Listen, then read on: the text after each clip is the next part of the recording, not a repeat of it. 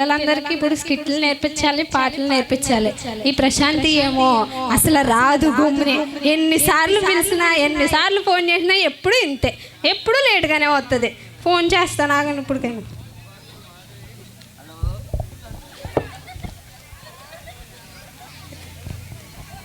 అక్క చెప్పక్క. ఎక్కడున్నా ప్రశాంతి? ఏం చేస్తున్నావు? నేను గిన్నెల్లో ఉన్నానక్క. గిన్నెల్లో ఉన్నావా? అసలు నీకు దేవుడు అంటే భయం లేదు. యాక డిసెంబర్ వచ్చేసింది, పిల్లలకి స్కిట్లు నేర్పించాలా, మనం డాన్సులు నేర్పించాలా? అసలు నీకు కంగారు ఏమన్నా ఉందా? సరే సరే వచ్చేస్తున్నా. ఏం సరే త్వరగా రా, పిల్లలకి నేర్పించాలి, అన్నీ రెడీ చేయాలి. వచ్చేస్తున్నా వందానక్క. చెప్పక్క. పిల్లలకి మనం ఈ సంవత్సరం కొత్తగా స్కిట్ నేర్పిద్దాం. ఏం స్కిట్ నేర్పిద్దాం అంటావు? ఏం స్కిట్ అంటే అక్క, ఒక తండ్రికి ఇద్దరు కొడుకులు ఉంటారు. ఒక కొడుకేమో మంచోడు, ఇంకొకడేమో ఆస్తి అమ్మేసి పందులు తింటాడు కదా. అదే తర్వాత నేను చెప్తాను. తర్వాత పందులు పొట్టు తిన్న తర్వాత అతనికి బుద్ధి వచ్చి వాళ్ళ నాన్న దగ్గరకు వస్తే వాళ్ళ నాన్న తను చేర్చుకుంటాడు. అవునా? అది చిన్న తప్పిపోయిన కుమారుడు కదా, అందరికీ తెలిసిందే. క్రిస్మస్కి అది కాదు, వేరేది ఏదన్నా ఇద్దాం.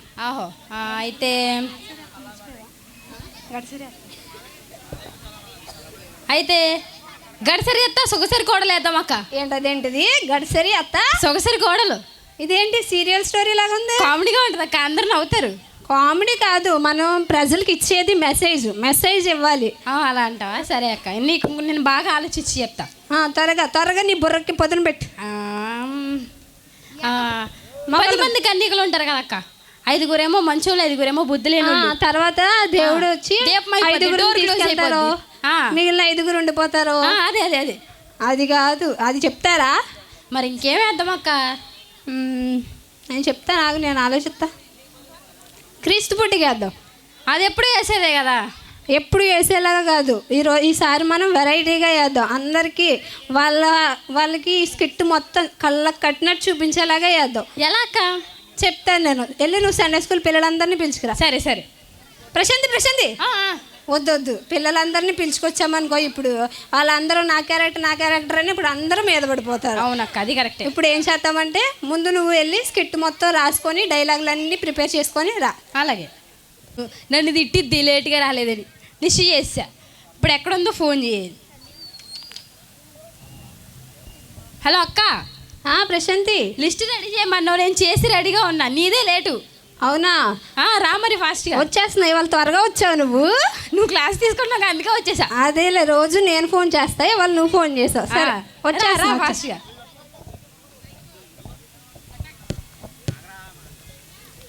రెడీ చేస్తావా స్కిట్? చేస్తానక్క. ఇదిగో వీళ్ళ క్యారెక్టర్ ఏమో, వీళ్ళు మరియా, వీళ్ళేమో యోసేపు.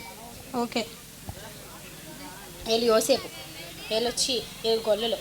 వీళ్ళందరికీ మేకప్ వేయాలి, వీళ్ళందరికీ ఇలా చెయ్యాలి. ఇదంతా లిస్టు. ఓకే, అయితే పిల్లల్ని పిలుస్తావా? పిలుస్తానక్క. పిలు. వద్దులే, వాళ్ళందరూ గోలగోలు చేసేస్తూ ఉంటారు. మామూలుగా నువ్వు మాత్రం వెళ్ళి వాళ్ళకి నీ క్యారెక్టర్ ఇది అని చెప్పి వాళ్ళ డైలాగులు ఇచ్చే. ఓకేనా? సరే అక్క. ఇచ్చేసిన తర్వాత నువ్వు నాకు వచ్చి చెప్పు ఎవరెవరికి ఏ డైలాగులు ఇచ్చావో. సరే అక్క. చేస్తావా? రెడీ అయిపోయిందా? సరే చూపించు, ఎవరెవరికి ఏ క్యారెక్టర్లు ఇచ్చావో. ఇదిగో అక్క, వీళ్ళకేమో గొల్లల క్యారెక్టర్లు ఇచ్చాను, వీళ్ళకేమో యోసేపుకి ఇచ్చా, వీళ్ళకేమో మరియాకి ఇచ్చా. తర్వాత వీళ్ళు వచ్చేసి డైలాగ్ చెప్పిన తర్వాత వీళ్ళందరూ. ఏమ్మా సంధ్య?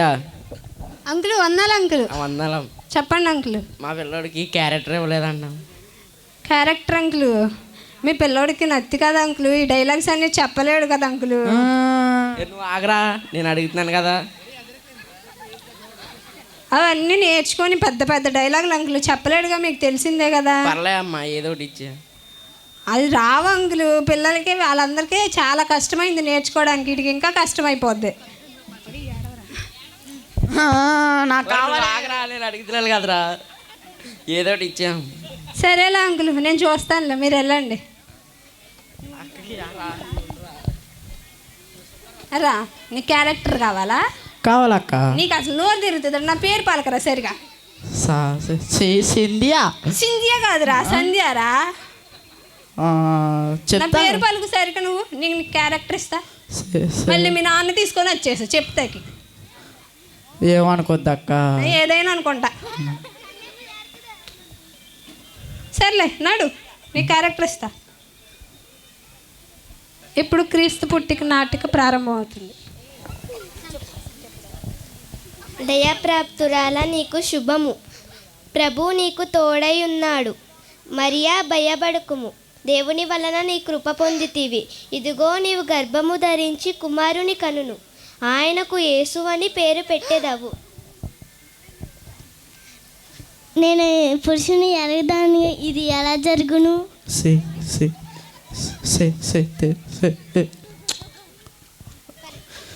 సాత ఏంటిది? పరిశుద్ధాత్మ నీ మీదకి వచ్చెను, సర్వోన్నత శక్తి నిన్ను కమ్ముకొనును. గనుక పుట్టబోయే శిశువు పరిశుద్ధుడై దేవుని కుమారుడు అనబడును.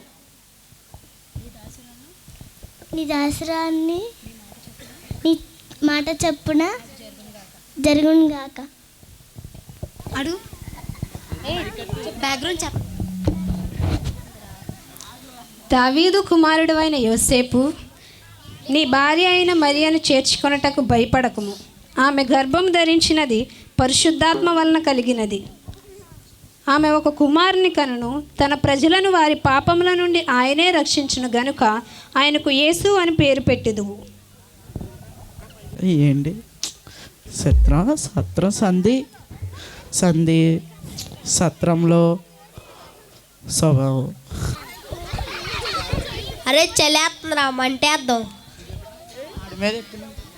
సరే కూర్చోండి.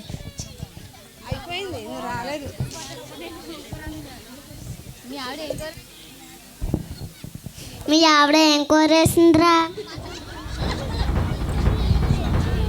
పచ్చడి మొక్కేసిందిరా.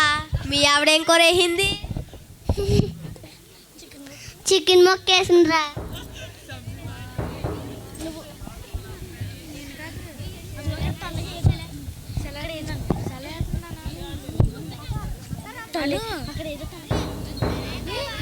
అక్కడ ఏదో వస్తుందిరా.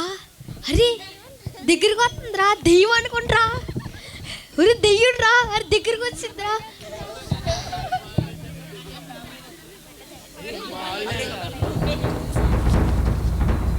భయపడకుడి, ఇదిగో ప్రజలందరికీ కలగబోవు మహా సంతోషకరమైన సువర్తమానము నేను మీకు తెలియజేయుచున్నాను. దావీదు పట్టణమందు నేడు రక్షకుడు మీ కొరకు పుట్టి ఉన్నాడు. ఈయనే ప్రభు అయిన క్రీస్తు. దానికి ఇదే మీ కానవాలు. ఒక శిశువు పొత్తిగుట్టలతో చుట్టబడి ఒక తొట్టిలో పండుకొనినుట మీరు చూచెదరు. ఇక్కడ పుట్టాడంటరా, చూద్దాం పదండి.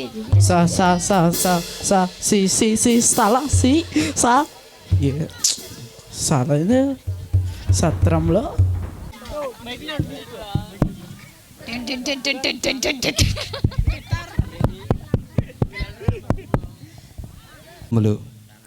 యూదుల రాజుగా పుట్టినవాడు ఎక్కడ? రాజా? నేనుండగా యూదులకి ఇంకో రాజు పుట్టాడా? సరే, మీరు వెళ్ళి బయట వేచి ఉండండి, నేను మీకు కబురం పొందును. మంత్రి, యూదులకు రాజు పుట్టి ఉన్నాడంట. ఏ ప్రాంతంలో పుట్టి ఉన్నాడో గ్రంథాలు వెతకండి. యోధా బెత్లెహేములో పుట్టాడు ప్రభు. జ్ఞానులకు కబురంపుడి. జ్ఞానులారా రండి.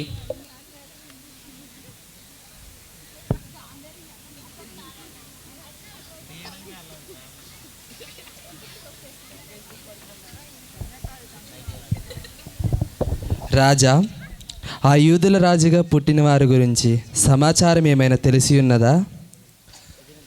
సమాచారం ఏమీ తెలియలేదు. మీరు వెళ్ళి ఆ యూదుల రాజును కనుక్కొని నాకు వచ్చి చెప్పుడు, నేను వచ్చి ఆయన పూజించదను. ఓటమి ఎరుగని హేరోదు రాజునైన నేను వేరొక రాజును పూజించడమా? అసంభవం. ఆహాహా. నా భార్య నిన్ను చూడాలి, కొంచెం స్థలం ఉంటే ఇవ్వండి అమ్మా. సత్రంలో స్థలం లేదు. నా భార్య నిన్ను చూడాలి, కొంచెం స్థలం ఉంటే ఇవ్వండి అయ్యా. సత్రం లేదు. నా భార్య నిన్ను చూడాలి, కొంచెం స్థలం ఉంటే ఇవ్వండి. సత్రంలో స్థలం లేదు. నా భార్య నిండి చూలాకు కొంచెం స్థలం ఉంటే ఇవ్వండి అయ్యా. స్థలం అది చెప్పు చెప్పు సత్రంలో చెప్పు. సత్రంలో స్థలం లేదు. ముందు చెప్పు వచ్చండి. చెప్పు. అరే అయ్యా,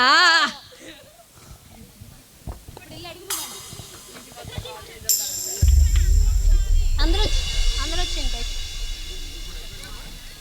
అరా సత్రంలో స్థలం లేదు కదరా, స్థలం ఉందని ఎందుకు చెప్పావు నువ్వు? భూమి ఆకాశం సృష్టించిన దేవునికి స్థలం లేదని చెప్పలేకపోయానక్క. నువ్వు తెలివి లేనివాడు అయినా మంచిగా ఆలోచించావురా. Keep it up. దేవుడు నేను దీవిస్తాడు బాగా. థ్యాంక్ యూ అక్క. నిజమే కదండి. భూమి ఆకాశాన్ని సృజించి మన పాపాలన్నిటిని క్షమించి మన కోసం ప్రాణం పెట్టిన ఆయనకి మనం స్థలం ఇవ్వలేకపోతున్నాం కదా. ఒక్కసారి ఆయన అడుగుతున్నాడు, మీరు ఏమీ నాకు ఇవ్వవసరం లేదు, మీ హృదయంలో స్థలం ఇస్తే చాలు. ఒక్క చిన్న ఆయన ఉండడానికి కొంచెం ప్లేస్ మాత్రం ఆయన అడుగుతున్నాడు. ఆయనకి ఆ యొక్క స్థలాన్ని మనం ఇస్తే కనుక మన జీవితాన్ని ఆయన ఎంతో అద్భుతంగా మారుస్తాడండి. ఈ ఒక్క విషయాన్ని అందరూ జ్ఞాపకం పెట్టి ప్రతి ఒక్కరూ ఆ యొక్క దేవుణ్ణి, యేసుక్రీస్తుని మనందరం కూడా మన హృదయాల్లోకి ఆయన్ని ఆహ్వానిద్దామని.